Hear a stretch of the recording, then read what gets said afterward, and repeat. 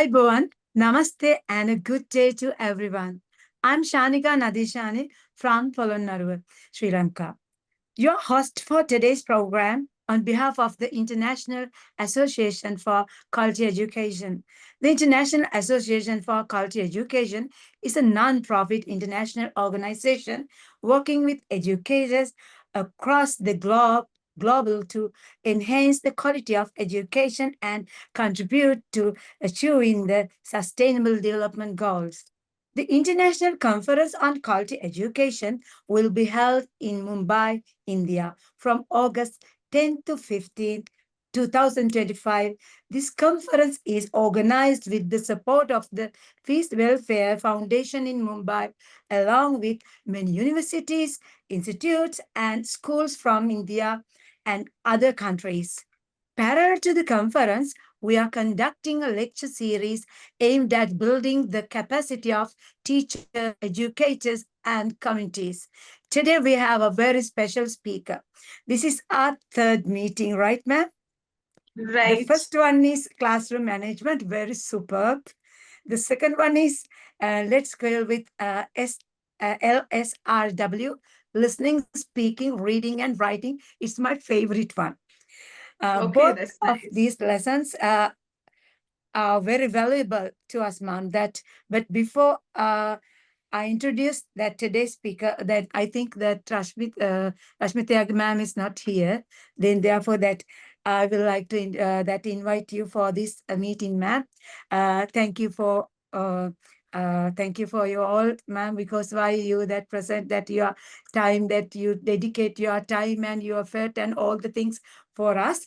Then it's very special to me because that I'm in Polonnaruwa. That Polonnaruwa is a very rural area that in Sri Lanka. That it's a big chance for me. That first time when I get on that global platform, I think the butterflies in my tummy that feel like that. But now I'm very appreciate about this. Then I like that you all.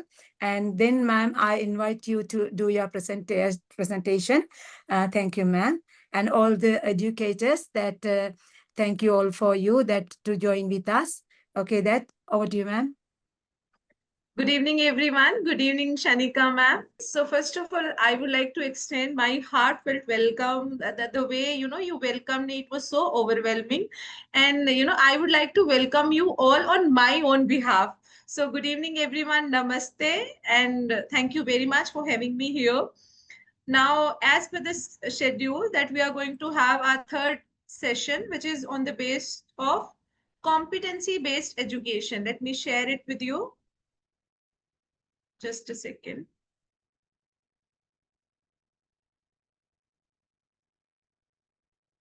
Can you all look at the first slide? Yes, ma'am. Okay. Now, as per the schedule, so according to our third session, that we are going to talk about the competency-based education and question paper design.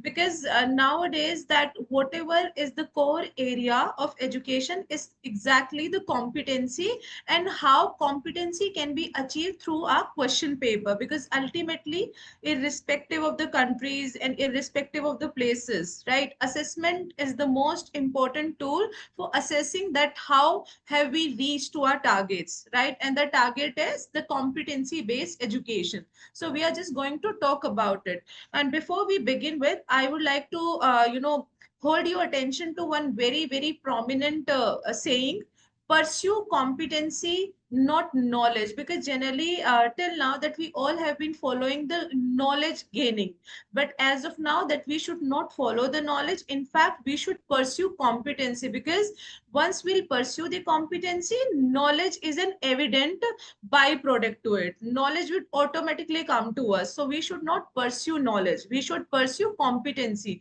And what are the competencies that we are going to talk about? We'll be discussing it further, right? So before taking you to my next slide, I would like to tell you, kindly pay attention to my next slide, because next slide is very very powerful. And why I am saying you that the next slide is powerful, let's take a look.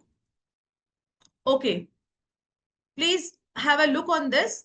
I am just going to talk about, I am not sure enough that whether you all are aware about the Bloom taxonomy.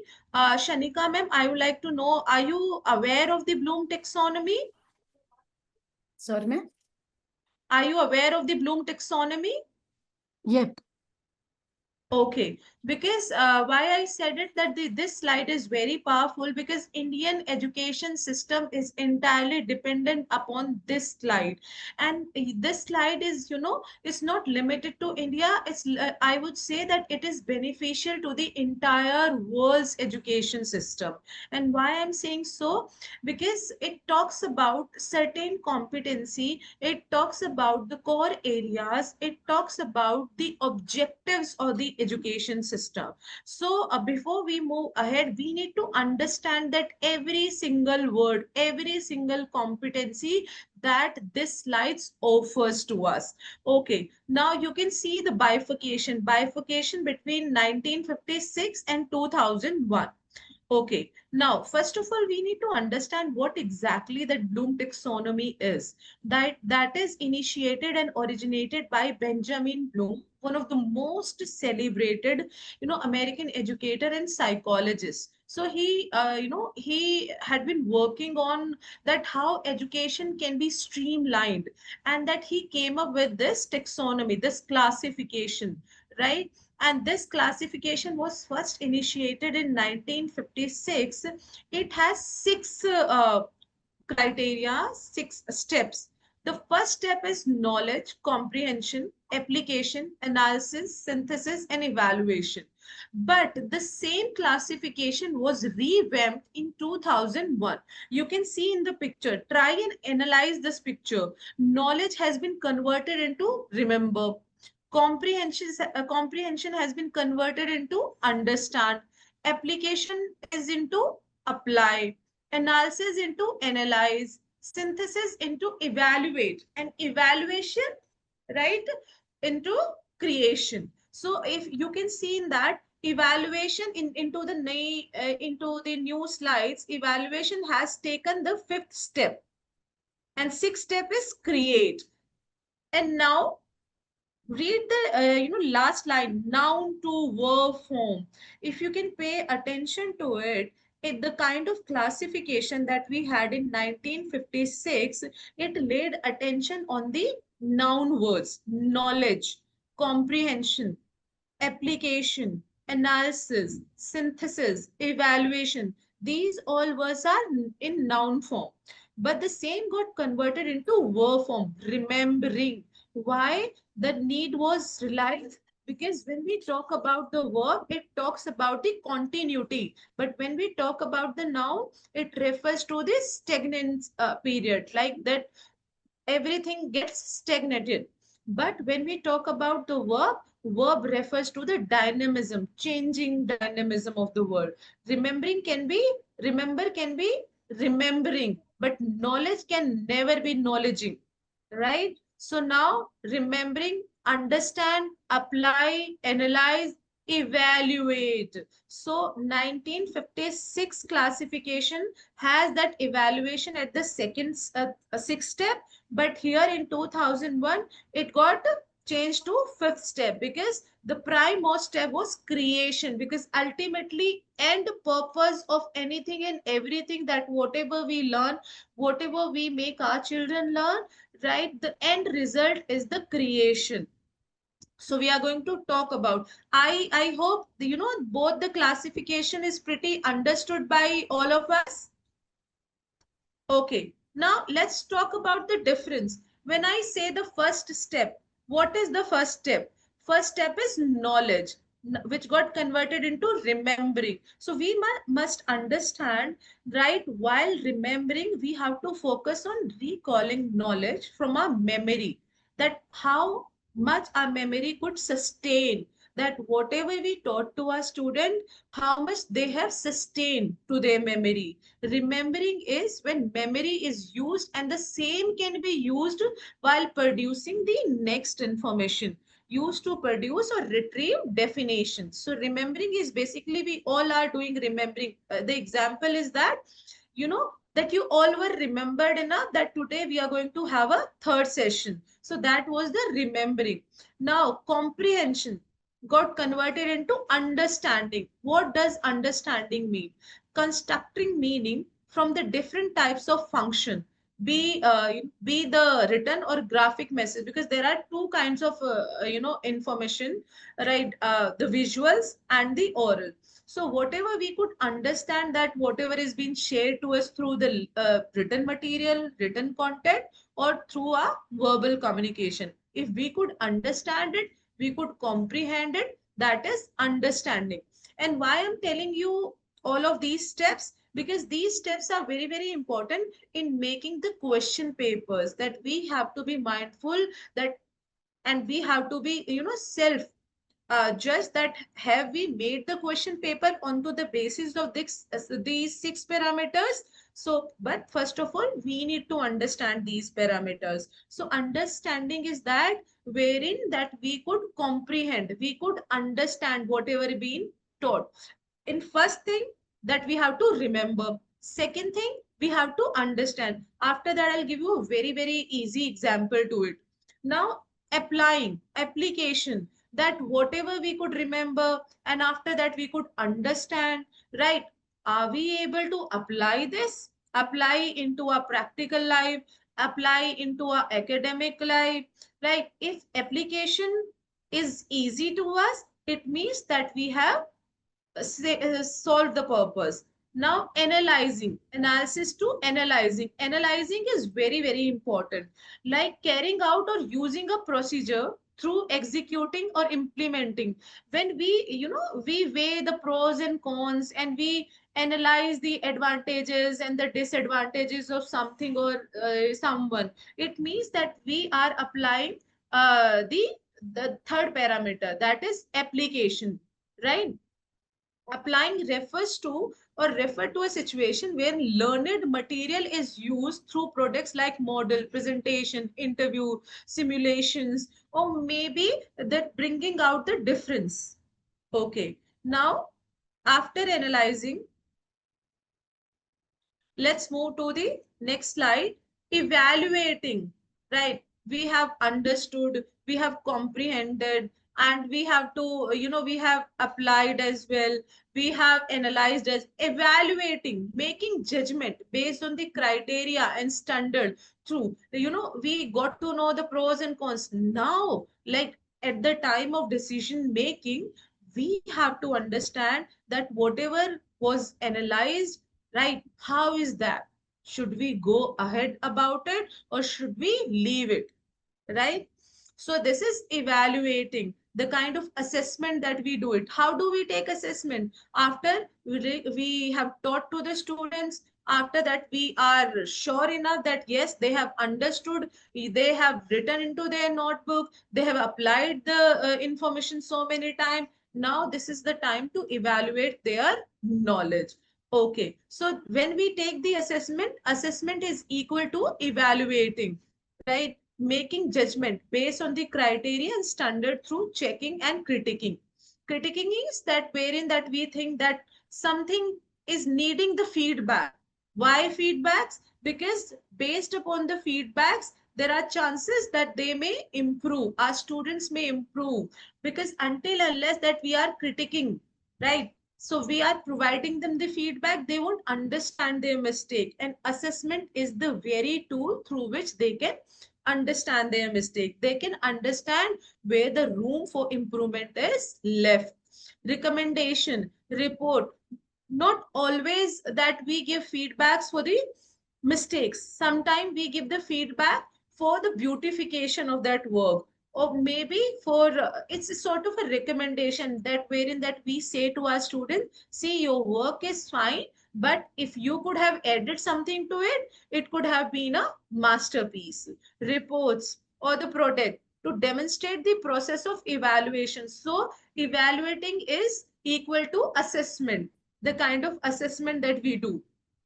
Now, creating, right? I told you that in 1956, at number 6, that we have evaluation. But since we realize the need, that there is one more parameter required, and the parameter is creating. Why creating? So in a very layman language, if I am to tell you that what creating is, the creating means that whatever knowledge they have understood, they could remember, they have analyzed, they were assessed on, the same knowledge has to be replicated into the practical world, because through which they are going to earn their bread and butter, they are going to make their livelihood. So that is the creation, when they are combining everything which is being learned, which is being taught, which is being analyzed, and everything. So putting elements together to form a coherent or function, whole organizing, not in parts but as a whole, right? So generating, planning, producing, it means they are grown up enough, right, to leave them into the open world. Now just go and make your destination to it, right? That is how the utmost focus is laid onto the education, because it's a common cliche that a student spends near about 6 to 7 hours in a school, right? More than that, that he spends with his parents. Why I'm saying with his parents? Because if we bifurcate the time into the different segments, there is a time for sleeping, there is a time for tuition, there is a time for eating, there is a time for playing. So he hardly spends any time with the parents wherein he can learn anything from the parents. So it means the entire responsibility is put on the teachers and on the schools. So that is how that we all are gathered here to learn the best practices through which we can make our children learn. So this way, so these are the 6 parameters on which we have to assess everything. Everything means that whatever we are teaching, whatever, on what basis that we are making our questions paper, and on whatever basis that we are assessing them. These are the 6 parameters. Now, how are we going to judge? How are we going to analyze that whether we have used these parameters or not? Right? Take a look on this slide. There are certain verbs, right? At every parameters, right? There are certain words. Try and use these words while making the question paper, while giving them any assignment, while talking to them, and while making while instructing them anything. For an example, for an instance, if I'm talking about, right, what are the words that you are given under the category of knowledge, how are you going to assess the knowledge? So whenever you're going to start the question, list the certain ways, define that how does it work, recall that whatever that you know about this and that. So there are these verbs through which you can initiate, you can begin your question with.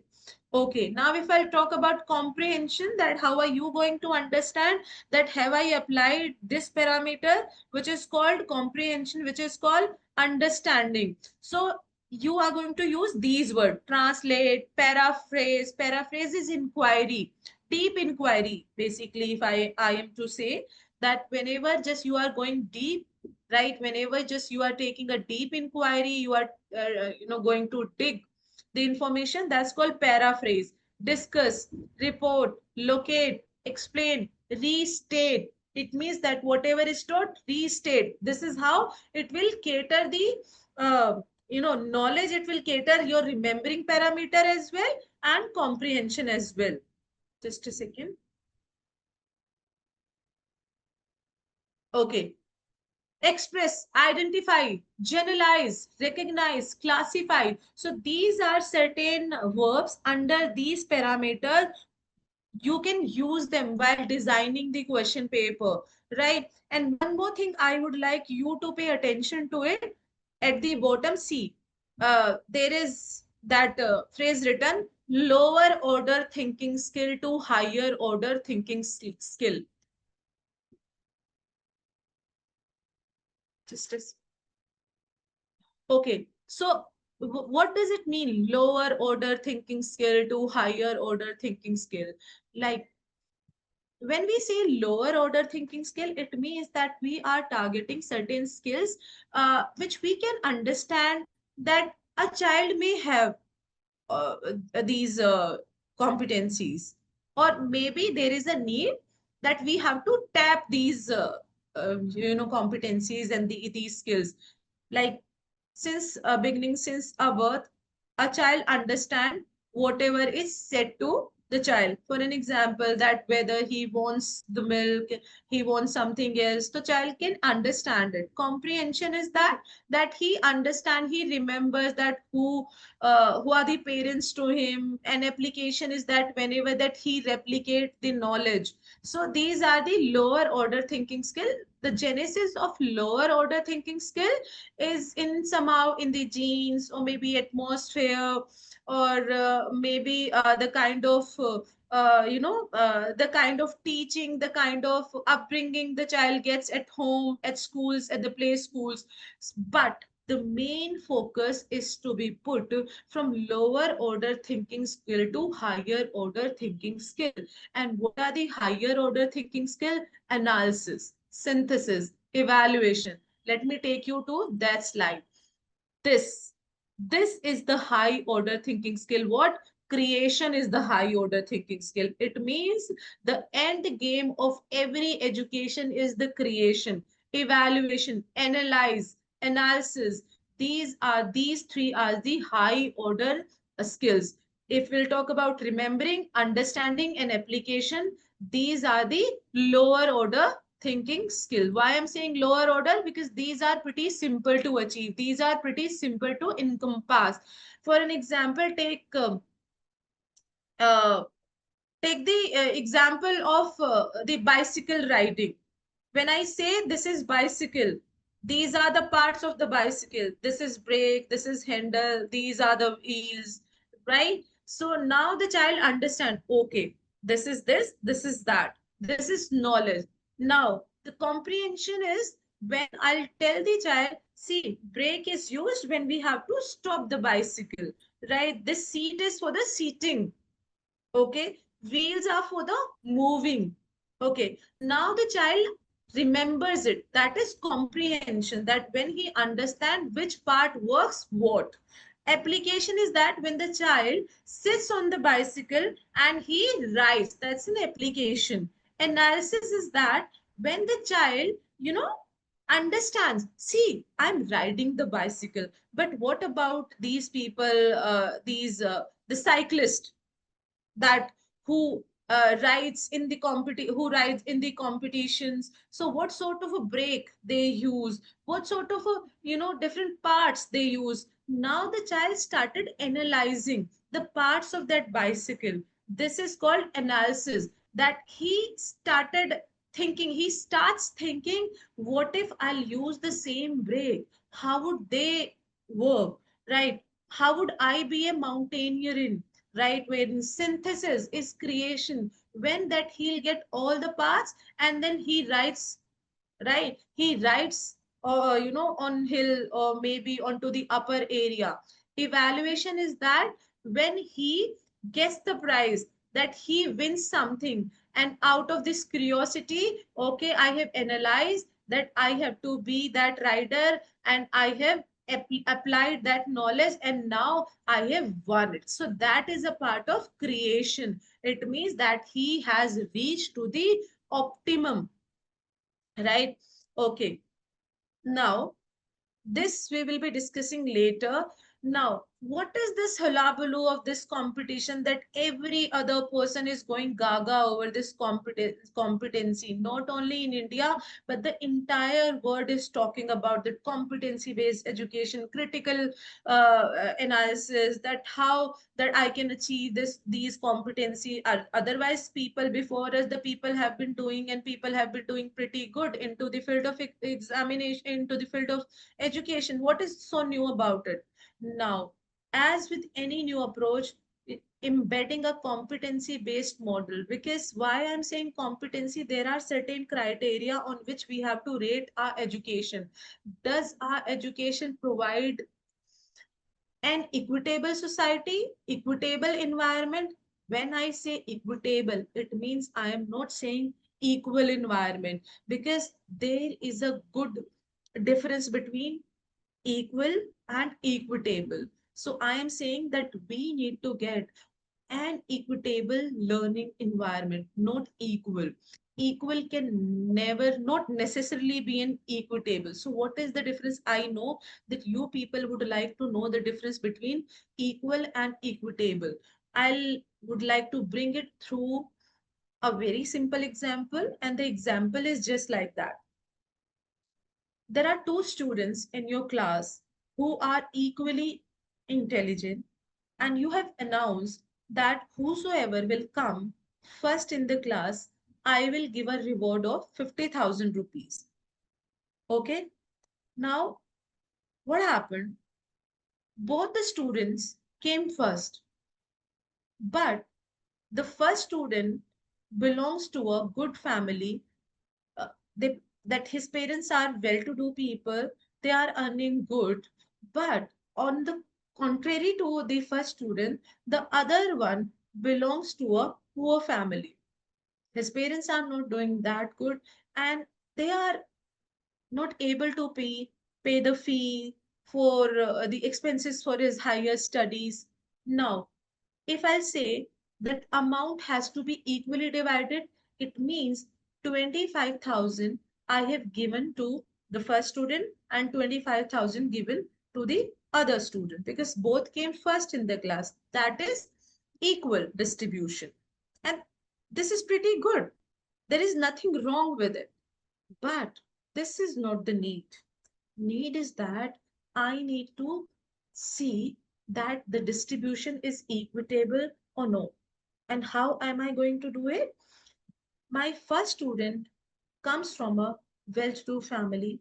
He doesn't need that money. But since he came first in the class, I can talk to the parents, and I would love to give him 20,000 rupees.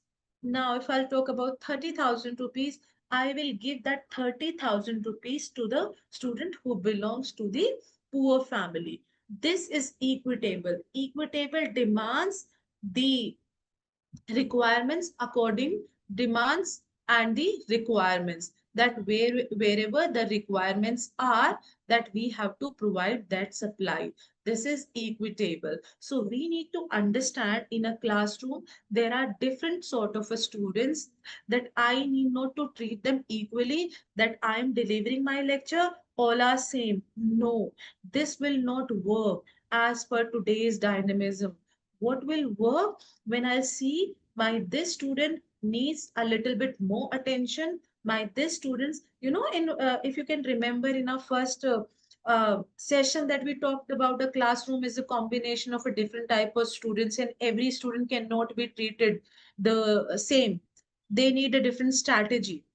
So this equitable environment refers to the different strategy, wherein that we can put attention as per the needs. So competency based education provides that equitable learning environment.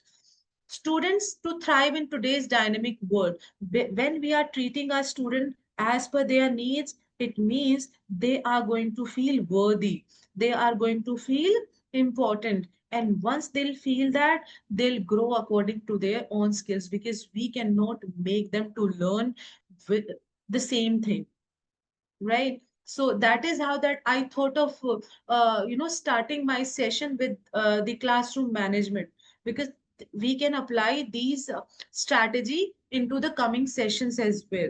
Okay, authentic assessment often require high order thinking skill.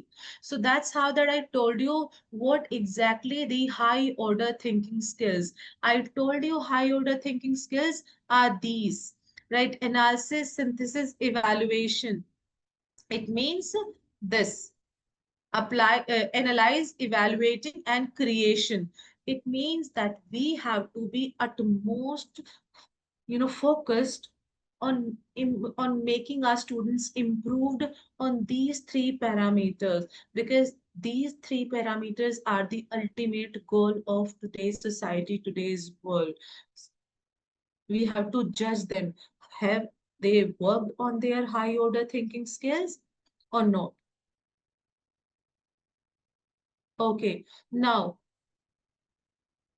children are very creative. So we need to let their creativity bloom. All the children cannot be good at maths, science, SST, and art. So whatever they're good at, we need to promote them. We need to motivate them. This is again called as a part of equitable learning atmosphere. So we need to create a good space for their creativity and critical thinking. Critical thinking means spontaneous thinking. Are we able to make them learn into the rote learning method, the way we all have been doing it since ages, or we are giving them a new space wherein they can come up with their own narrative, they can come up with their own perspective, they can develop their perspective, they can solve the problem. They need not to wait for somebody that who will come and motivate them and then they can solve the problems because this is how it was written into the book. No, they have to be spontaneous. Spontaneity is the another major objective of today's competency based education, that they need to work, right, towards getting that spontaneity. Okay. And student can apply the skill they have learned into the real world now. Their education is not limited through the course book, through the notebook, through the syllabus which was provided to them. No. Real education begins in the practical world. If you can remember in our first session that I used that phrase, that we need to make them street smart, not school smart. Gone are the days when school smart students were doing fairly good. Now, whosoever is street smart, when I say street smart, it means that I'm talking about that whosoever can navigate through the critical ways of the world, it means the person is educated. So we need to make them to navigate into this complex and critical world, because earlier the problems were different, but now the problems are entirely different. So we need to prepare them to be a global citizen. So it means if they are a global citizen, they have to tackle with the global problems as well, right? It is student center. What is the competency based education is student center. But if I talk about the previous education system all along the world, it was teacher center, that in whatever ways, in whatever methods and technology our teacher wanted to teach them, teacher used it. That was pretty fine. So that was somehow bringing the rote learning among the students. But when I say that this is student center, it means I am referring to the equitable learning environment. A teach that whatsoever capacity, whatsoever skill a student has, teacher will realize it. And how are we going to realize it? When we understand the importance of this competency. Not all students can be same in a classroom. Some students are players, some students are academically proficient, some students are good at arts and craft, some students are good at theater, some are good at singing. So this is some are good at dancing. So now, the profession is not limited to certain few words like doctor, engineer, and the scientist. No, now any student can be anything. There are so many, I would say, the numerous professional professions are around us. We need to pick according to our own competency. But how could our children pick until and their competencies are tapped? And who all are going to tap their competency? We, right? We teachers are going to tap their competency, and not only tap, in fact, we are the hands behind their excellence into all those competency. Okay, now let's move to the based education is a structured approach that focuses on ensuring students achieve specific competency through a cohesive is promoting educational framework, right? Not like the previous methods wherein the rote learning was prioritized. Now that the entire syllabus is changed, teaching and learning methods are changed, right? Assessment patterns are changed. So these three things that we have to work together, wherein that we have to be mindful through their curriculum, that whatever syllabus is provided to them, is it according to the needs and requirements of our students. Teaching and learning, that whatever way, whatever methods, that whatever methodologies that we are using while teaching them, are they good enough to cater the best possible knowledge to them. Assessment, that on whatever basis that we are assessing them, like, are we rightfully assessing them, or is there something that we can do about it. This is how that we all are gathered here, that we'll be talking about, that how could we do it together. Okay.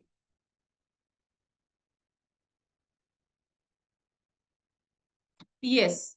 Okay. So, key characteristics of competency based education. So, let's talk about what are the differences that make this education is an overarching, the most useful education into the, under this sun. Focus on learning outcomes in competency based education. So, competency based education is that provides the continuous feedback. It's not about that after half yearly, after annually, that we are going, if the child does good, the child is passed. If he doesn't do good, he is failed. No, this is not the pattern. That is how that we have, I don't know whether the same pattern is there in Sri Lanka or not, but we do have in India, wherein that we are giving certain unit tests to our students. After we have 4 unit tests, and then half yearly, and then annually, wherein that we are assessing our children on the basis of unit test, and then we after judging them, that we are giving them feedback, helping our students, that we are just mirroring that what sort of a problems that they keep doing it continuously. This is how that we are going to know. So what are the areas wherein that they can improve. So this approach supports a growth mindsets, and encourages students to take an active role into their learning. So all the time, students are supervised, right? So this is the competency based education. Okay, it fosters critical thinking. As I told you, critical thinking. This is again the buzzword of today's education system and education sector, I must say. The critical thinking. What is this critical thinking? Critical thinking is basically the analysis and the creation. When we, that whatever is provided to us, that we analyze it, we and create it, we replicate that knowledge.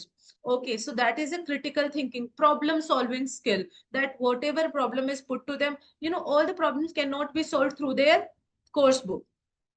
Course book can provide them the roadmap, but they have to use that roadmap to get to a solution. Collaboration, that how should they work into the groups. Collaboration, again, if you, that if they aspire to be a leader is the one that who brings the entire team together. So they need to understand collaboration, the importance of failure sometime, because all the strategies cannot work the way they have designed the work, the way they have intended. It means they need to understand the importance of failure, and then again to convert that failure into success. So that is a loop.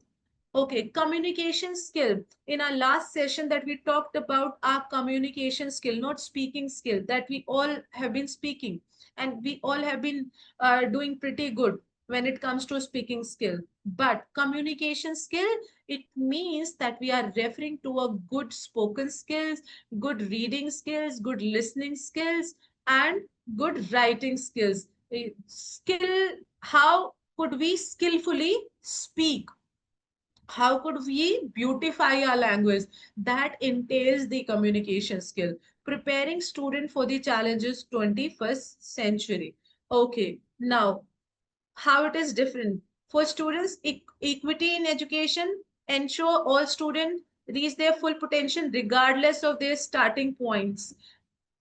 Not only, see, that's a win-win situation for both, for students and for teachers as well, right? Why I'm saying that's a win-win situation? Because not only our children are learning, simultaneously we teachers are also into the learning process. You remember when I said it, learn, unlearn, and relearn? Earlier, if you could realize it, that once the teacher has become a teacher, they were pretty fine that okay, we have achieved a milestone. But nowadays, that we all, this is the biggest example that we all are together in this session, that how we all are aimed to learn and unlearn and relearn, because this is the need of the current society and of the current world altogether. Until unless that we will learn, we won't be able to make our student learn.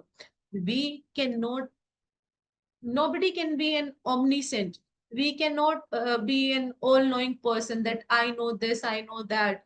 How are we going to know when we are creating a platform wherein everything is shared and cared? This is how this has become a win-win situation. Before teaching to our students, that we are learning ourselves, and the same we are going to teach our students. We are going to teach them what are the critical thinking skills, what are the competencies that we are going to talk about, what are the skill enhancement processes that we're going to talk about. Okay, now enhance critical thinking, the wherein this children are prepared to face the real life challenges. Okay, you can have a look. Okay, SMART.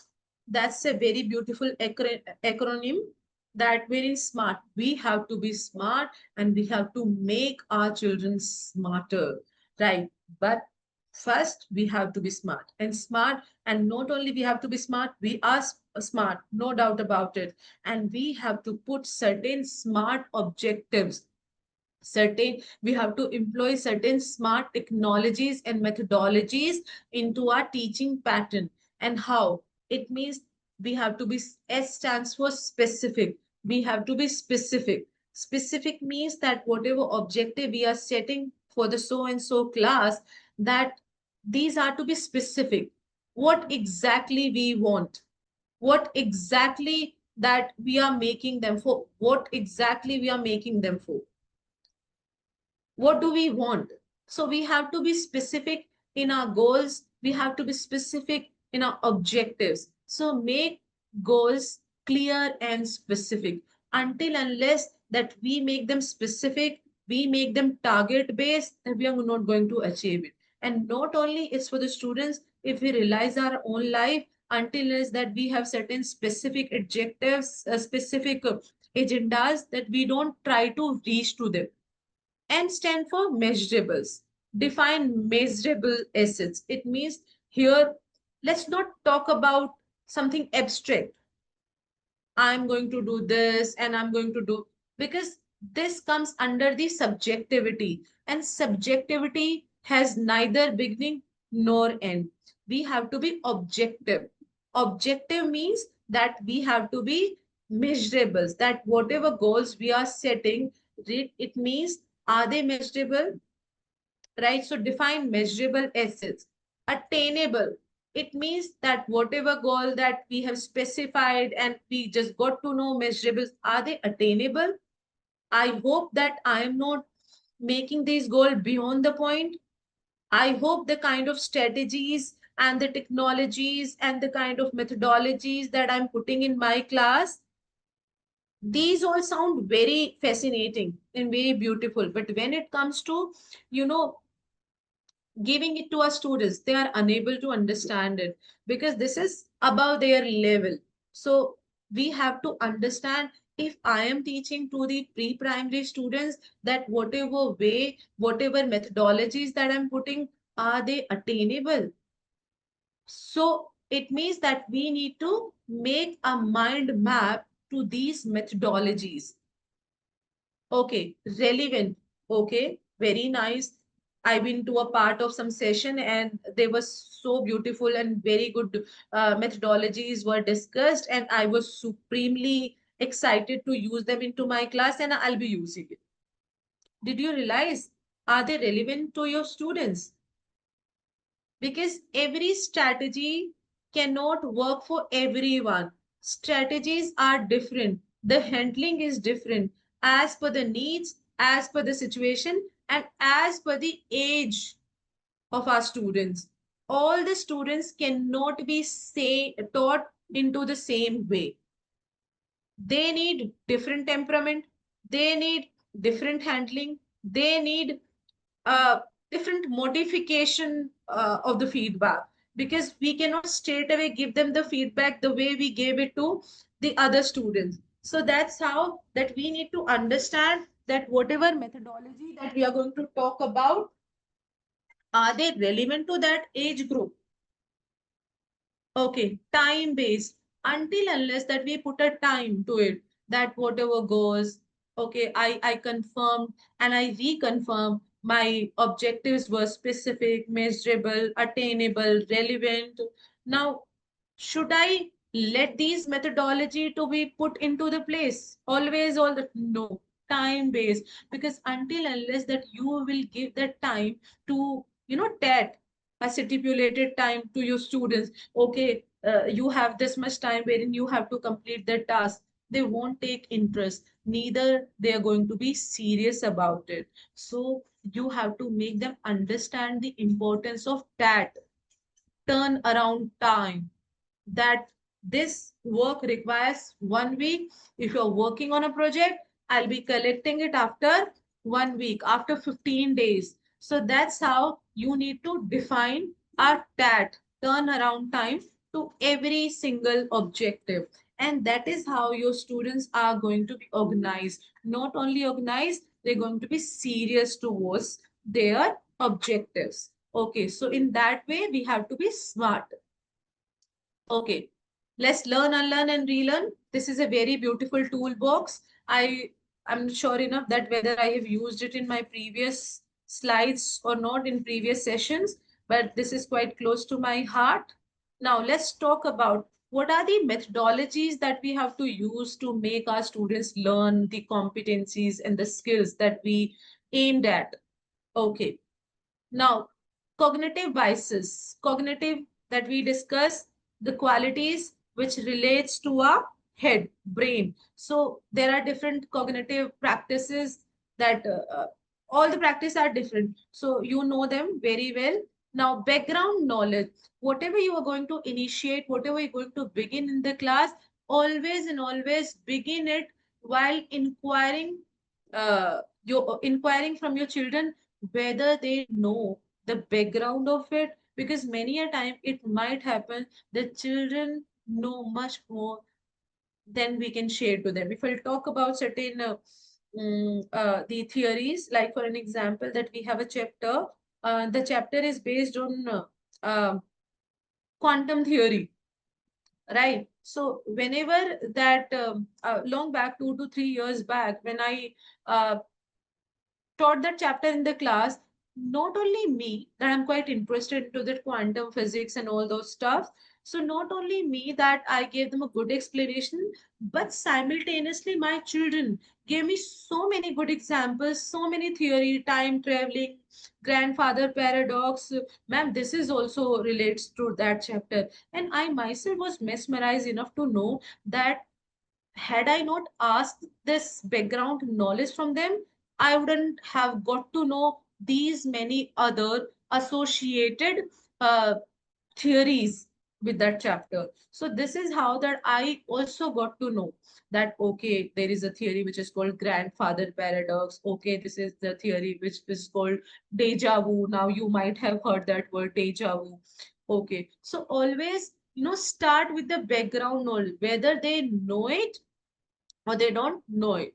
So argumentation and persuasion refers to their debating skills. Like the Bloom taxonomy is the fifth parameter, which is called analysis. I guess that's the fourth one. Analysis, that wherein they are they are weighing the information. They are coming up with their own narrative and different perspective, whether something is good, something is worthy, something is not good, something is to be taken, something is to be shunned. So these are kind of these skills that you may initiate in the class. Argumentation and persuasion, You can ask them to be into the debate, polite debates, wherein that you introducing two different rules, and you'll ask them which rules is best and why. Always use why. So that's how values can be taught at home and can be taught at schools as well. So you will give them certain, like for an example, you can ask that what is good, like money or values. They'll say values. What about money? How long you can sustain about your values if you don't have money? Then they say, no, no, money is also important. Now, expand it to their logical representation. Why did they say values are much more important into the first place? And now why they are saying that money is also important, right? Because when they have answered this, they might have their own version to it, version to the reality. Otherwise, without thinking, they wouldn't have answered it. Different fallacies. And now why I'm saying fallacies is a kind of uh, you know, uh, that's the base. Fallacies can be wrong and the right as well, wherein that you are putting different illustration to it. So give your children to different situation. Okay, take that fallacies. So now, okay, I hope this much is clear. Now I'm going to talk about inductive logic and deductive logic.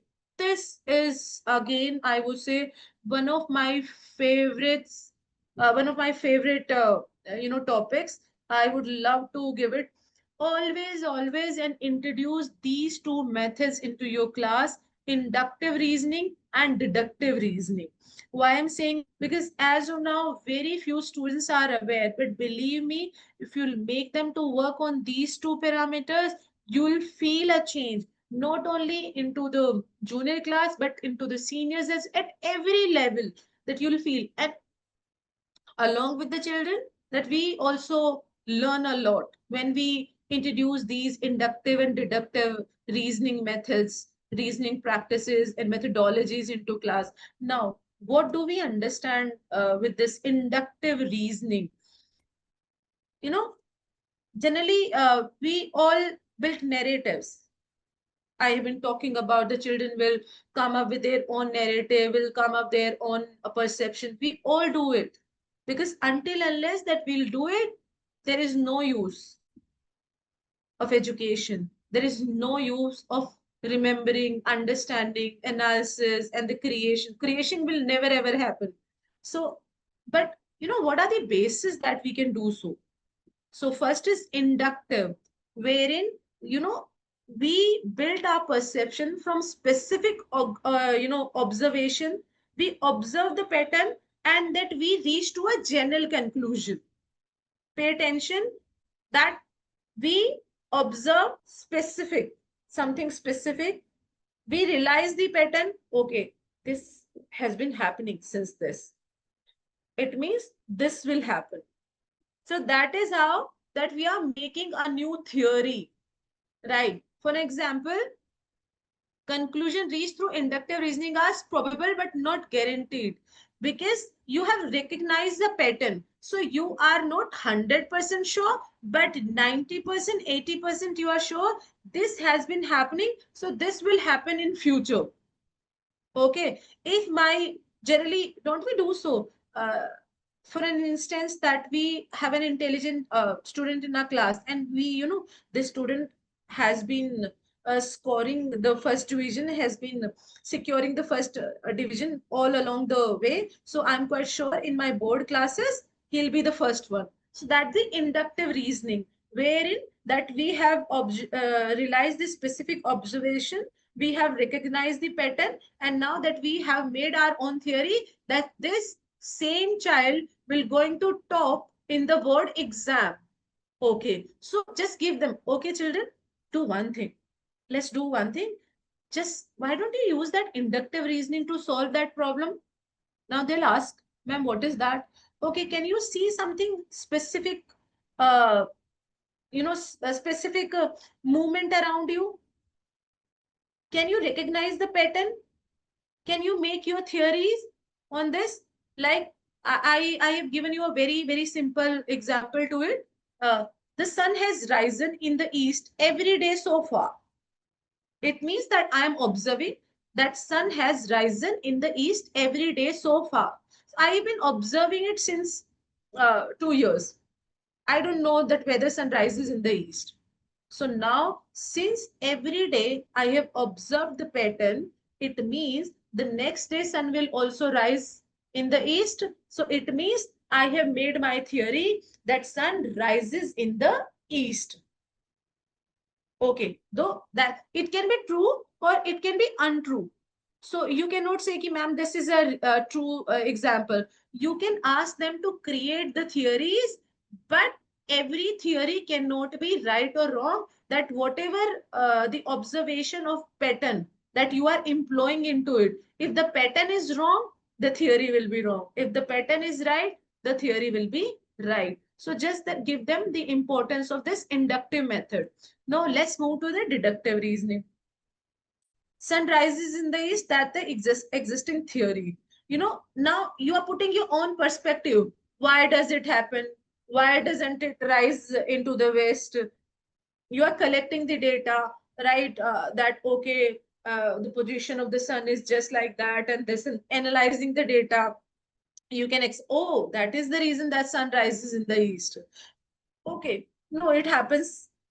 It doesn't happen regularly. It happens sometime. You can reject. Uh, Deductive method works, though both the methods work in scientific inventions, wherein the scientists are putting different their narrative on the basis of some premises, right? Okay, this will work if I'll use that chemical.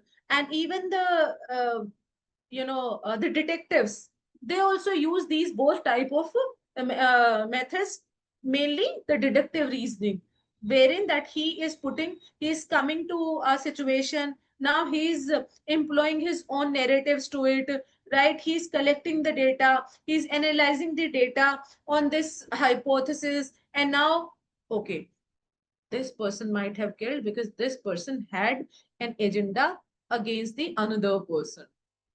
Okay, because this is how now, they have collected their own hypothesis. Now the person can be a murderer or person cannot be a murderer, but since they have made their hypothesis, so it means they were pretty sure because the person had an agenda, so he might have murdered. Okay, so it can again be a true, it cannot be a true one. But so now these two methods you are going to teach your students. This will work on their creation part, analytic skill, high order thinking skill, where the children are involving their cognitive power to infuse different situation, different character, different example, and they will create something out of it. Okay, for an example, all humans are mortal, pretty sure. Socrates is a human.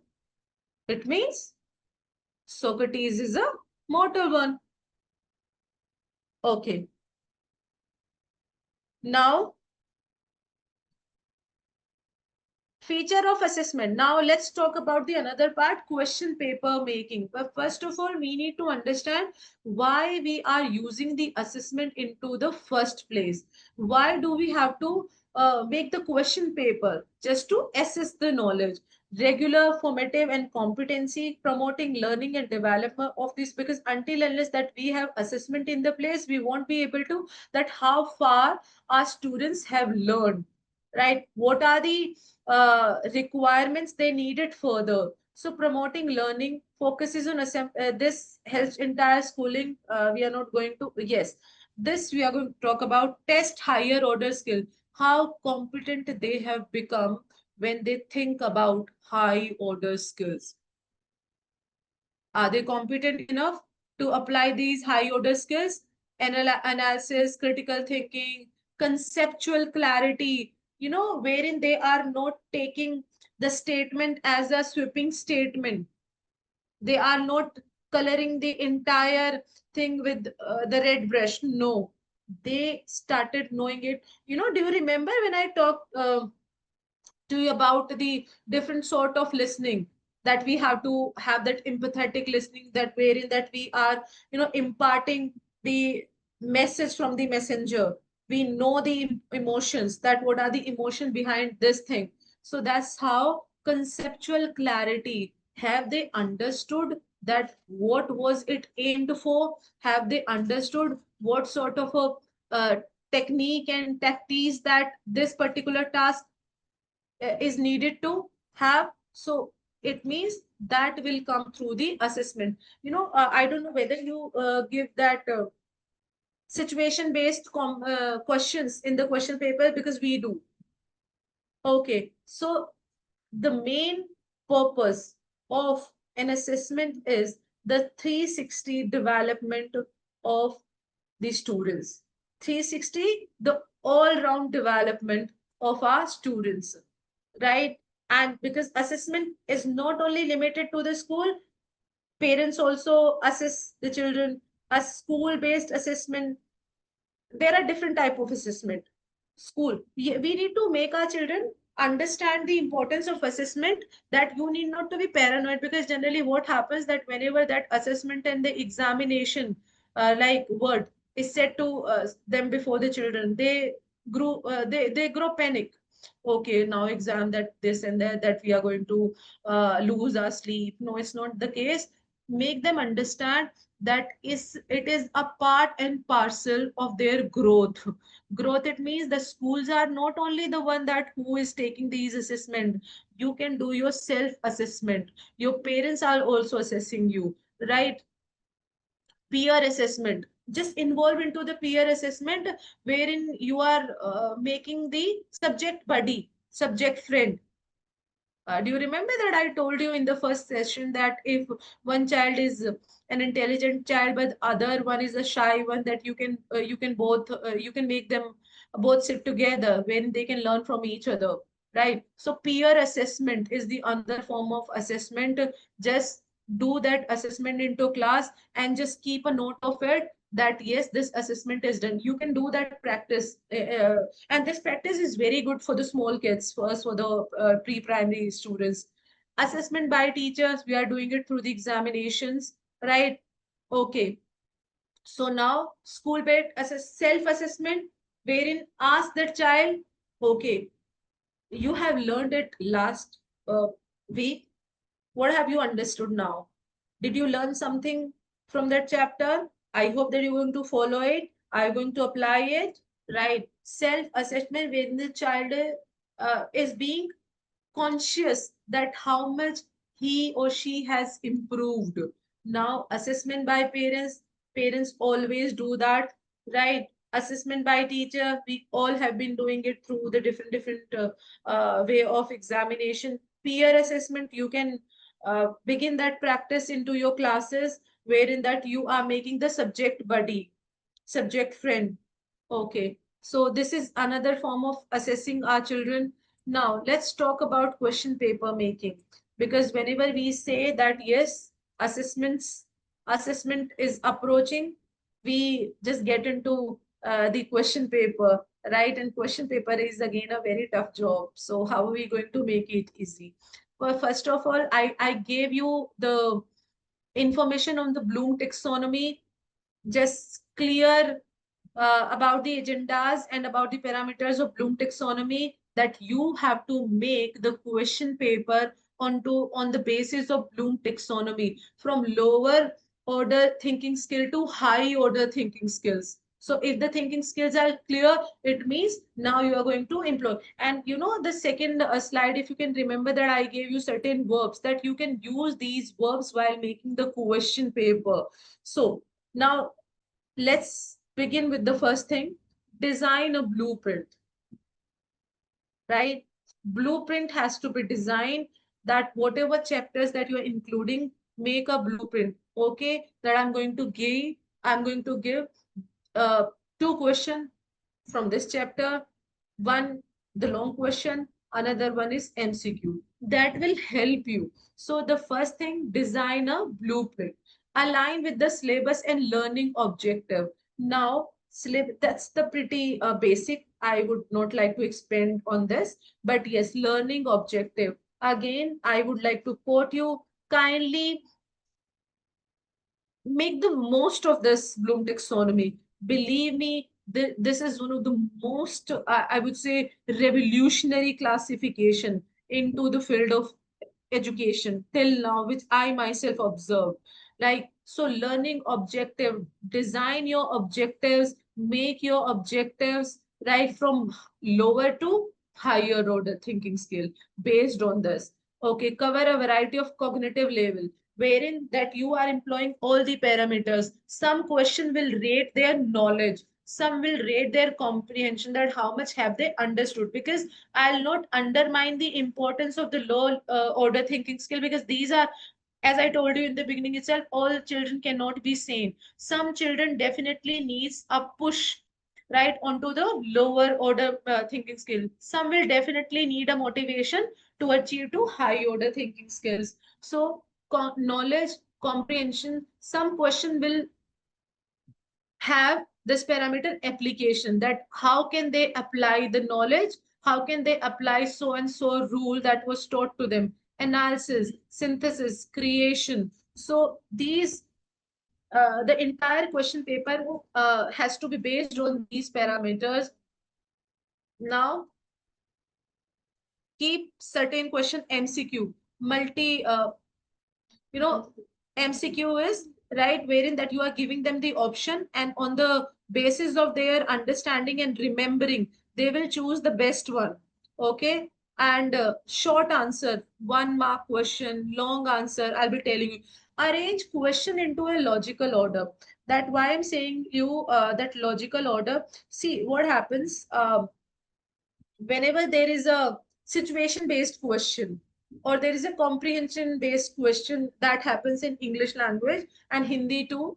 Sorry, not Hindi, because Hindi is there in India, so I thought that okay, in your own language, that you give that question comprehension. After reading that comprehension, children will answer the question asked. So you know what happens generally, questions are to be asked into a logical forms. For an example, question number will has to be from the paragraph 1. Question 2 will have to come from para 2. This will help the children to find the answer. This will help the children to solve the question. Situation based question, wherein that you are giving the different situation. So and so person has done this. If you were at his place, what would have you done? You are giving a situation, and now the children, and you have given certain conditions as well. So try and ask the question into the sequence wise. My first question has to belong from the first paragraph. So that way, yes, very, very important. Do not ask questions starting from WH family, because that has become an obsolete phenomena till now. Do not ask the question from like what were they doing, right? What was the formula of this? No, straight away do not use WH family, because nowadays we are not doing it. Why we are not using it? When we use WH family, it means that we need to know only the remembering part. We are just stimulating the rote learning among the students. No, that use that slide wherein there are verbs, right? So now so and so person has done this and solved the problem, right? What formula? Now you can use it, right? So and so person has used solved the problem by using what if formula, right? If you were at his place, how would have you solved it? Now the answer would remain the same. You might have that question into your mind, that what does it make a difference? It will not make a difference in answer. Neither we want it. Neither we want any difference into our answer. But yes, we have to give them a solid question. We have to give them a competency based question. Because, if you want a right answer, your question has to be right. Straight away questions are not going to stimulate their high order thinking skills.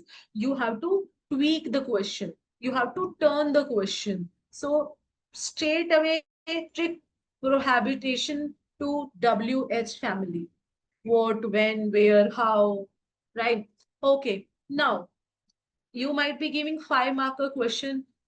Whenever that you are giving that long question, try and try that long question will have that creation part to it, right? It will not have that remembering part to it, right? Which is a part of a low order thinking skill. So 5 marker question or maybe the long question will always have that creation analysis part. Okay, how did he perceive, responded, analysis, and how many different. Now what are the other ways that he can answer that question? It means it will always have to remember the high order part, which is at the top of the Bloom taxonomy, that is a creation. Always be mindful to. MCQ requires judgment part. So I told you that MCQ requires judgment. But I have already told you that when we go that, multi choice questions, right? It means that it refers to that how well that you can pick the right question, because all the question in more or less they are quite near to the answers, right? That quite, yes, very very important while just doing that MCQs. Try and, you know, make the options very similar in nature. Why I'm saying very similar in nature? Because like if the answer, if the options are very similar in nature, now the child has to brainstorm. And when the child will brainstorm, it means that he'll focus onto the remembering part and understanding part, analytical part as well. So all the parameters are used here. It looks very small, but it is very effective. Okay, when you are making the 1 marker, remembering and connecting the dot, it means, and that wherein that you just need to know that, you know, understanding part and interdisciplinary part. Why I'm saying interdisciplinary? Yes, again, Rishmi ma'am would agree to it when I say interdisciplinary, because nowadays that one subject cannot navigate by being alone. It has to be associated with the other subject. For an example, English is associated with science, maths, SST, arts, because English is a way of communication. It's a medium. Until unless that you have a nice hold onto this language, you won't be able to communicate and reflect your ideas properly. Neither you would be able to respond properly, right? You'll be rambling. So we don't want that rambling. So it means that every subject, like for an example, if there is a chapter in English language that, or maybe your language, which emphasizes on onto the culmination of ethical values. So now it can connect to the history as well, wherein you are putting that reference. It can connect to the moral values as well. So interdisciplinary means connecting it with the other subjects as well.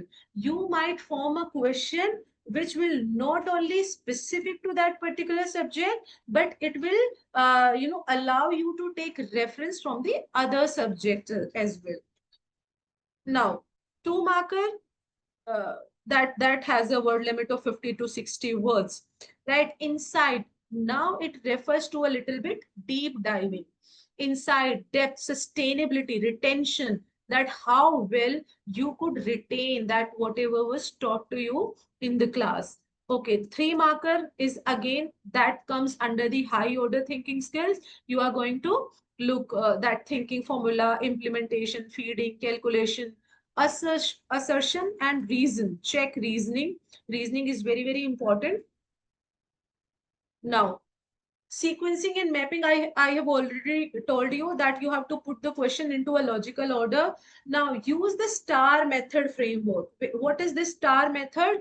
Right, you have to ask the question which is relevant to the situation, which is relevant to the objective and the goal that you set for making that question.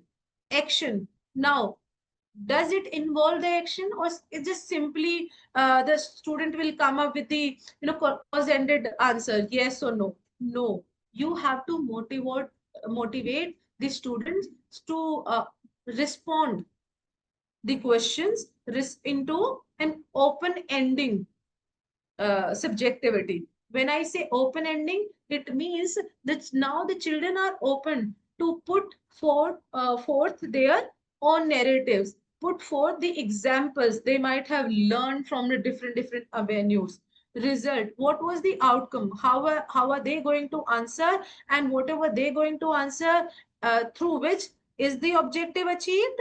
Focus on specific competency. Now I told you again and again, because that would be a repetition when I'm saying so. Specific competition competencies means that whatever competencies that I told you through that Bloom taxonomy, right?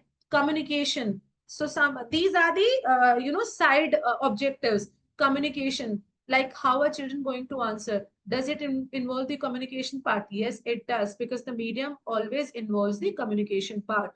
Teamwork, do they need a project work? Because if you have given them the assignment, a project work or anything that relates combines two or three or more than that students together, this is how that they can work it. So that's how that automatically that team spirit will build on.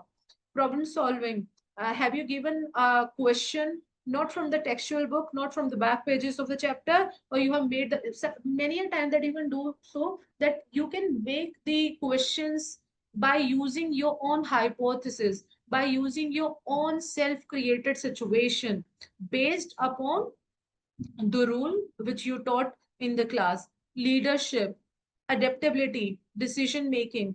uh, Adaptability, why I'm saying so, uh, here, see, there is a chapter in India which is based on the deforestation and how insensitive that we human have become in just using the natural resources at the maximum level. So but what happened, since I live in NCR, that's a city, so whatever kind of explanation, whatever kind of examples that I provided to the NCR students, right, all the things were pretty fine until I went to Chhattisgarh. That's the another area in India. And wherein when I went there, the first thing that I realized that the kind of lesson plan that I made to the student for NCR, it is not going to work. The student for this Chhattisgarh, because deforestation, they could understand because they are bound to live into the skyscrapers. But the same students will not be able to understand because they could see trees around. But the students whom I teach, the trees are not around there.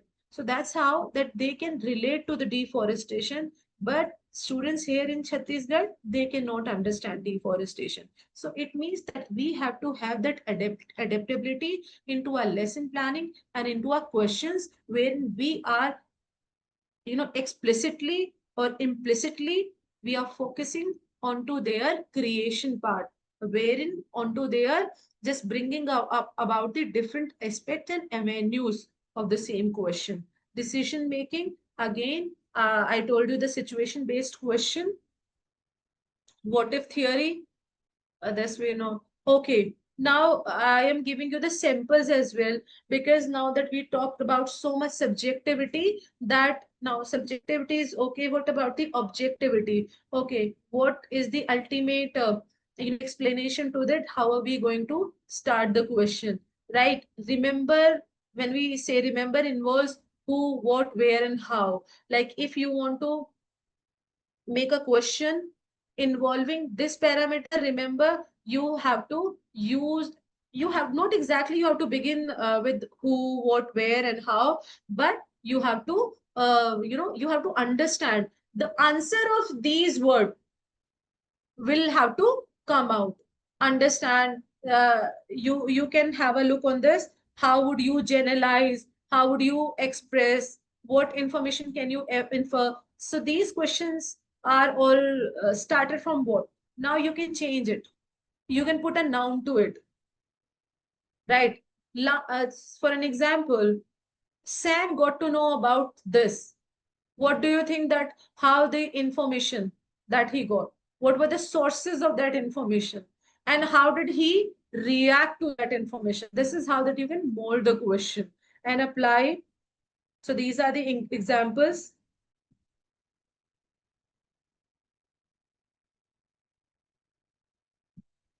I have already covered it.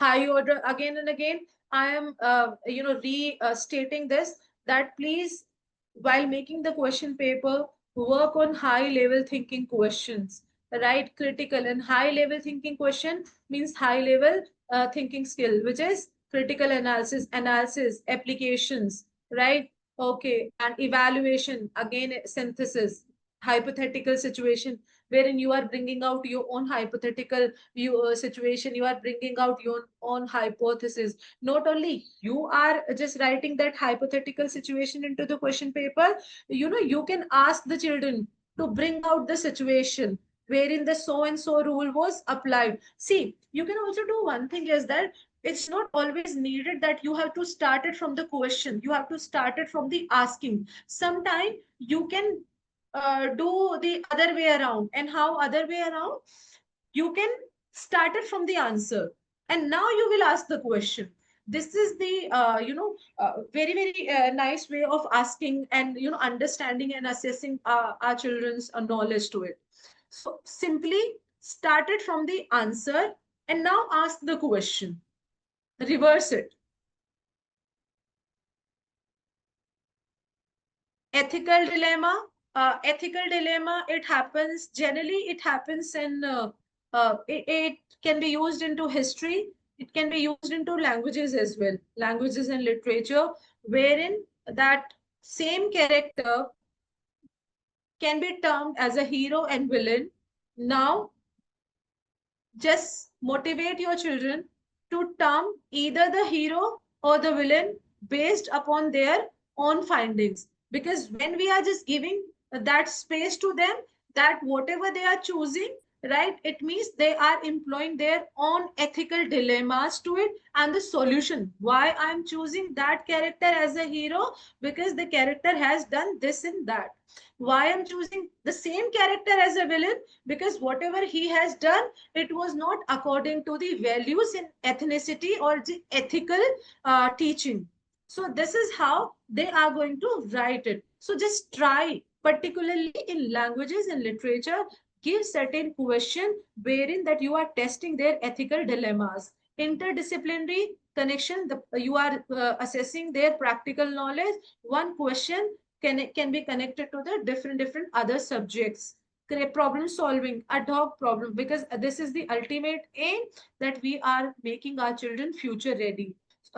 School after life, wherein they are creating the knowledge which they gain through their school's journey. So problem solving, that was from my side. uh, Critical competency based learning, I told you about the competency. I exemplified it through the Bloom's taxonomy, that because if you actually have to understand the competency, there is no better alternative than the Bloom taxonomy. From low order thinking skill to the high order thinking skill, and how the same competency can be applied while designing your question papers.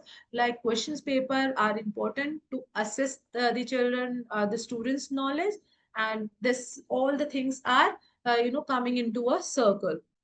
So critical thinking skill, that we are focusing reasoning, analyzing, problem solving, evaluating, decision making. And thank you. Now I am just keeping it open for the questions.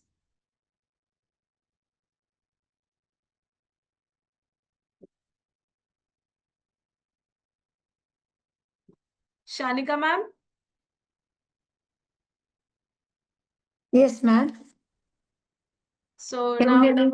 Okay. yeah, Hi, educators. That you can ask the question from ma'am about today's presentation.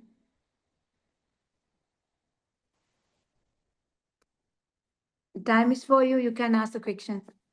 Yeah, ma'am, thank you so much. Navya, ma'am, thank you so much. So with today's presentation, we clearly got how to create an exam paper, how to, analyze it. I just needed a small question when it comes for a closed-ended question. So, I mean, in WH, we get the closed-ended. Is it considered as a lower thinking or a higher order thinking? uh, close questions consider as a lower thinking because children are not going ahead more than the no and yes.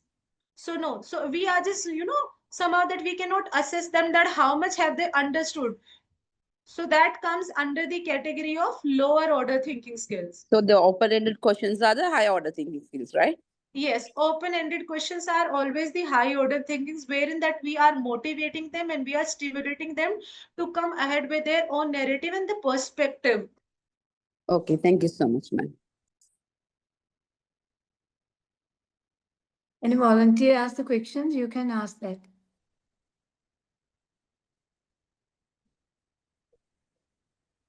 I think I have answered all their questions. Okay. Thank you very much, Preeti Tyagi ma'am, for that inspiring, that thoughtful presentation. Your insights on competency-based education and question paper design were truly appreciated, and I now we all learned something valuable today. We are so grateful for the time and energy you shared with us, especially through this virtual phrase. And even though we met online platform, your message was powerful and left a lasting impression. We hope this won't be last time we connect. Okay, then, and we truly look forward to welcoming you again in the future.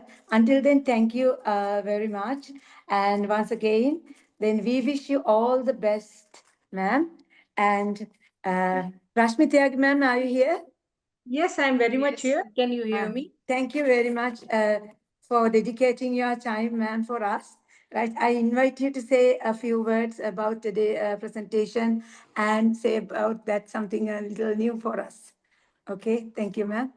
First of all, I'll welcome all of you here and the speakers and the educators and Shanika, and above all, the organizer, that is Mr. Kamal Goda sir. And it is a wonderful confluence that all the educators are meeting here. And I want to thank Preeti for giving such a wonderful talk today, which is my favorite. Thank you, ma'am. Yeah. And she has Then, ma'am, please add something to it.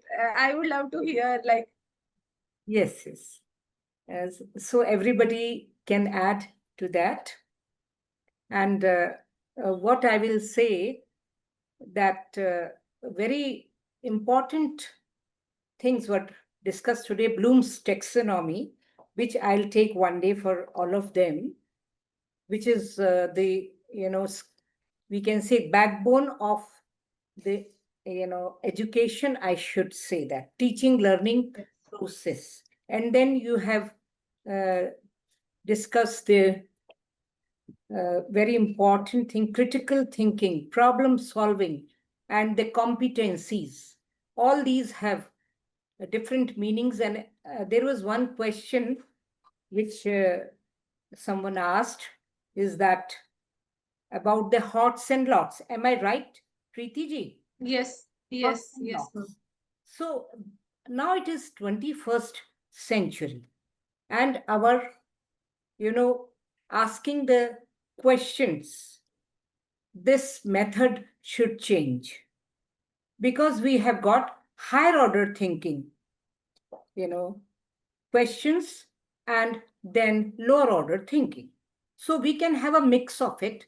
For example, the lower order thinking, it is just fill in the blanks and you give the options. And then these, very simple things where the child is just remembering. So remembering it is very easy. So that is the lower order thinking. But then we have got higher order thinking in Bloom's taxonomy. So we should ask some question hots also.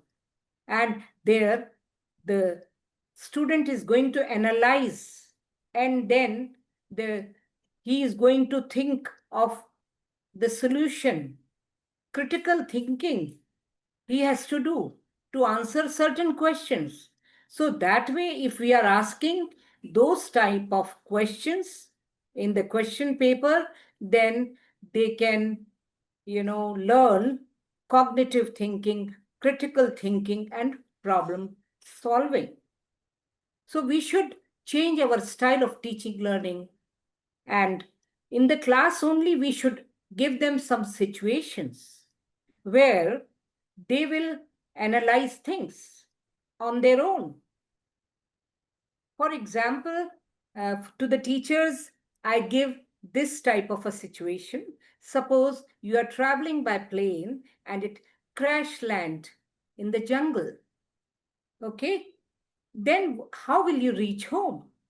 So this is not a direct question. So they will think that if they are trapped in the forest, then how they are going to reach home. So for that, I had given to the teachers, and this is a real life situation where they had reached home.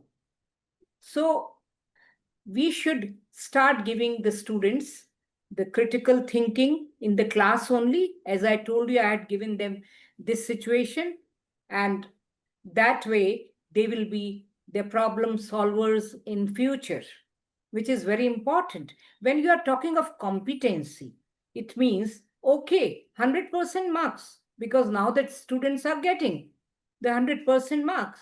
But what the child can do, the biggest question is what the child can do, or the students. One, he has passed out the 12th standard, then what things he can do. So that is more important, not getting a result card. Whether he can do some kind of electronic work, or nowadays this artificial intelligence is there, robotics is there. Is he able to do all that? Is he able to do these things? So that will become his competency. Maybe some child is very good in musical instruments and he can play them well. That means that is his competency. And if somebody can write the stories, so that becomes a competency. So in the class, we should not just think of just completing the syllabus, but we have to try all these things. So that, I want to give this message to all of you, that critical thinking, problem solving, collaboration, communication, and analyzing and creating, you have to tell the students in the class with their activities. Is it okay, Deepti? Could I sum up whatever you have discussed today? Undoubtedly, ma'am, certainly. Okay, thank you. So all the best to all our friends, and I again remind them that an invitation, a heartfelt invitation, is waiting for them in India. And Preeti, in which city we are inviting them? Tell me. Mumbai. Right. Mumbai. So Mumbai, it is a very good city, and you will love visiting Mumbai, and we will be going together to different places also. But at the same time, we will be having the keynote speeches, lots of interaction with Indian educators, lots of, going to the different schools, observing what kind of, transformations they are using in the class. Everybody is talking 21st century skills, but are you implementing them in the class? And I tell you, Preeti, that when I had gone to Sri Lanka, I really loved watching and observing the teaching in the class. And the teachers were wonderful.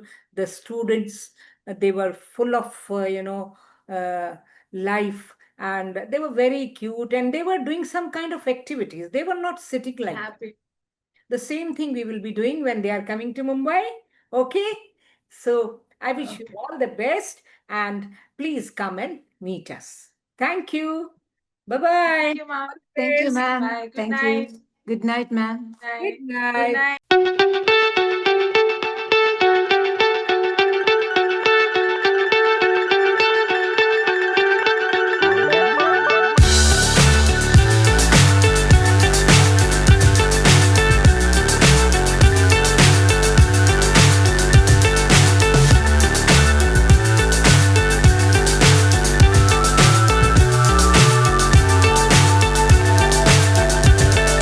Fly so high, I'm hypnotized. What's up is down, what's left is right. Chasing stars and holding you. I can't see the end, but we'll see it through.